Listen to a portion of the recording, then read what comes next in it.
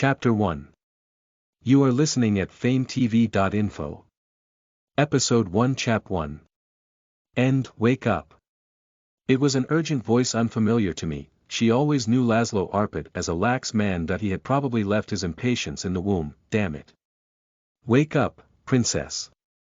There's no time to waste lingering around. But today was different. What? Agnes woke up to a strong hand waving itself in front of her. I was still half asleep and drowsy. I opened my eyes and couldn't see anything in the dark. Duke Arpad. For what brings you here? The chicken hasn't even cockcrowed yet. No matter how much ties a couple has with each other, it's important for them not to visit their wife's bedroom without notice. I don't have the time to spare you an argument, princess. He threw a worn-out package at me. Whatever was inside of it was pretty heavy. What is this? When suddenly, a man's scream resounded throughout. Agnes noticed that her readily armed husband had frowned at her earlier. Come with me right now. What's going on? The gate is open. Agnes gasped. The calamity outside came to a stop. Laszlo calmly looked into her eyes. There's no time. She was sometimes afraid to look into his eyes, because it felt like all of her darkest secrets were being dug out. From the first time I stepped into this castle until now. What do you mean? The gate is open. Isn't Estar 1,000 years old?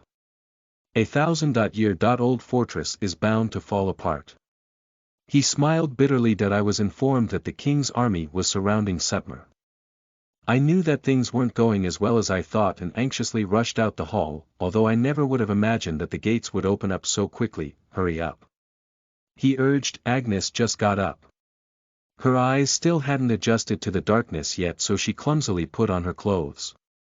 She wasn't aware of how hard it was. Can't you get dressed properly? Laszlo croaked and clicked his tongue. He took the strap that Agnes was holding while she looked on in a daze. He skillfully knotted it for her. Are we leaving? Agnes calmly looked down at his dark golden head. There weren't many options to choose from if the gates were opened. It was either we surrender or run away. Yes. To Cyclosyro. Cyclosyro. That far? It would take a full 2 months on horseback to travel that far south. I've heard about that place, but never have I been there. Zoltan will go with the princess instead of me. Why? She asked. I wonder why. He asked back, is he the most fit for the job? What about you? His hands that were tying up the sash went a slight bit slack. I can't leave as the castle's lord. Such a thing. Laszlo neatly ended the knot of Agnes's fur cape before retaliating. It's done. Don't forget to take care of that package. Food and coins are in. There are also commoner's clothes that you can change into once you're out of the castle. What? I stuffed some jewelry in there too, but don't sell them until you've left for good. The pursuers might notice. Duke Arpad. Get a ticket to Arahan Island once you arrive at Cyclo. Laszlo continued without stopping. Duke, wait. Selling the jewelry will allow you to buy a small piece of land. They're expensive, so you'll be able to last a few years if you save them up. And, wait. Agnes barely managed to stop Laszlo's rapid barrage of words. What kind of nonsense are you spouting? Are you trying to imply that you'll stay behind? I will stay. Go and leave me behind. Will you surrender? Then I will remain as well. I won't surrender. She was ready to mouth words of protest but couldn't say a thing after that. Laszlo once again said with strength, I stay here. If one neither surrenders nor escapes, the only option left is to fight. He's going to fight the king's army till the very end. Duke Arpad. It's been 3 years since I got married to him. Agnes still remembered the day she first saw him. He was so tall that she had to bend her neck to look up. Every member of the royal family was short, so Agnes felt like he was a giant from a fairy tale for being 1 head taller than her. Princess. Laszlo tightly gripped her shoulder. She gulped after realizing what was coming. But. She kept shaking her head several times. Laszlo was the fallen Duke of the West, and she obviously didn't want to marry him as the Nirasu's princess. Her sister, Princess Vivian, died when she was in a weakened state during her menstrual cycle. The culprit was one of Vivian's relatives and Agnes' half-brother, Prince Sebastian. A few years later, her kindred brother Chivolti had become a cripple. She swiftly begged Sebastian for mercy at this revelation. Agnes' mother pleaded for an alliance with the second king. Prince, please save our poor princess. Once Agnes became an adult, she was married off to Duke Arpad right away, with no congratulations or dowry. Give me your hand, he said bluntly. Hand. Agnes inadvertently extended her right hand. No, your left hand with the crest.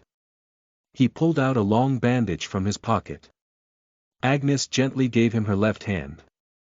Don't ever untie this. Even commoners know that having a crest on the back of your hand is a sign of royalty. Laszlo covered the crest with fairly skillful movements.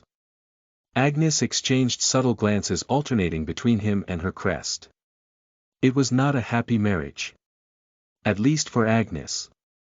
She had expected just a shred of kindness from her husband, even knowing that it was foolish to wish for a happy marriage as a member of the royal family. You are now my husband, so you can refer to me as Agnes, she said to him on the first night of their wedding, under the flickering candle lights with utmost courage. Princess seems to be a good enough title. He calmly looked at Agnes' figure on the bed and left. She was so mortified and ashamed that she dared not call him up again. Laszlo Arpad was an amazing and wise lord but a heartless husband. For 3 years they were living together as a married couple without spending a single night with each other.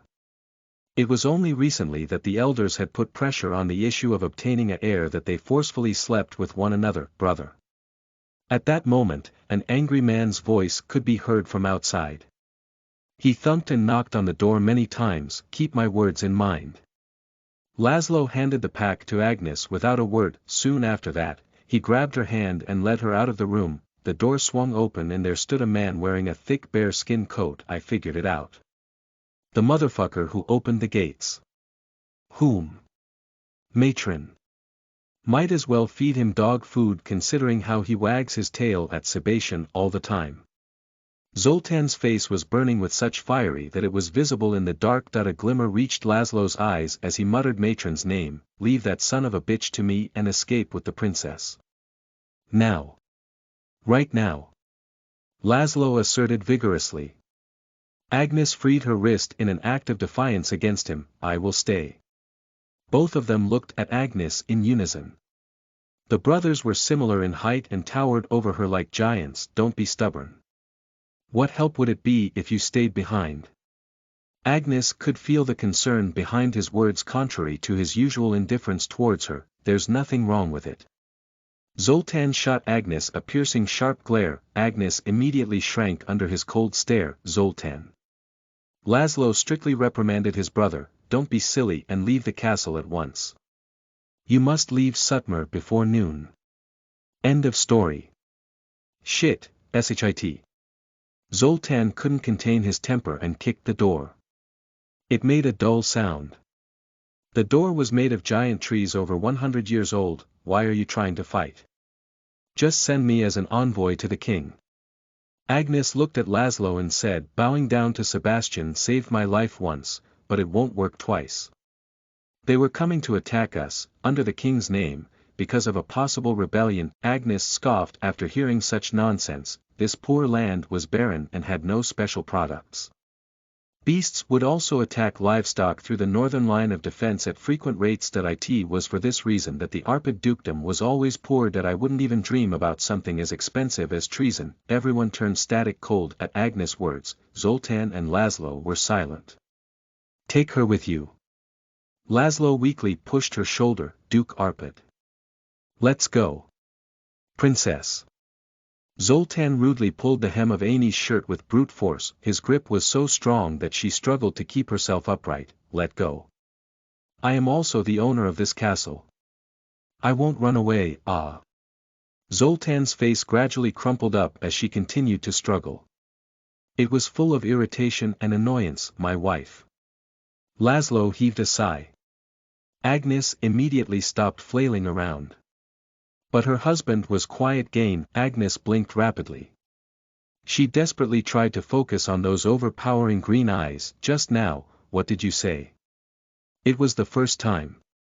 He addressed her as his wife. He had always called her princess, as if he despised the royal family's bloodline. That I knew the duke didn't welcome me. She neither had a strikingly beautiful appearance nor a bountiful dowry.